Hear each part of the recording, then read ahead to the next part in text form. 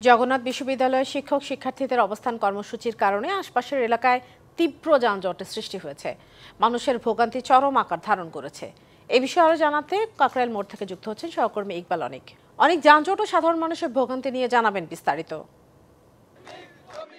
ইশরাত, এই মুহূর্তে যে দেখছেন হচ্ছে টানা দ্বিতীয় দিনের মতো জগন্নাথ বিশ্ববিদ্যালয়ের শিক্ষক শিক্ষার্থীরা কিন্তু কাকরাইল মোড়ের সামনে কিন্তু অবস্থান করছেন। তাদের যে 3 দফা দাবিতে গতকাল তারা যে আন্দোলন করেছে, অবস্থান কর্মসূচি পালন করেছেন, তার ধারাবাহিকতায় কিন্তু আজকেও সকাল থেকে কিন্তু তারা এই এলাকাটিতে হচ্ছে তারা অবস্থান কর্মসূচি পালন করছেন। তারা কিন্তু যে 3 দফা দাবি দিয়েছেন, তো এই 3 দফা দাবি যতক্ষণ না পর্যন্ত বাস্তবায়ন হবে বা সরকার তাদেরকে কোনো ধরনের আশ্বাস বা তাদের এই দাবি মেনে না নেবেন, ততক্ষণ পর্যন্ত তারা কিন্তু এই আন্দোলন করবেন।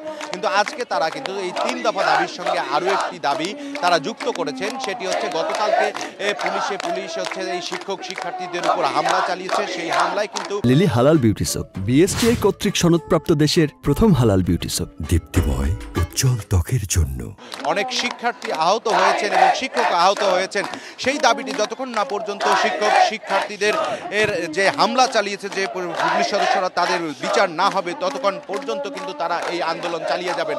এবং তাদের এখন পর্যন্ত কিন্তু কোনো সরকারের পক্ষ থেকে কোনো ধরনের আশ্বাস দেওয়া হয়নি। আমরা একটু কথা বলার চেষ্টা করব এখানে যে শিক্ষার্থীরা রয়েছেন, যে তাদের দাবিগুলো কি কি, আজকে তারা কি দাবি দেওয়া নিয়ে দাঁড়িয়েছেন।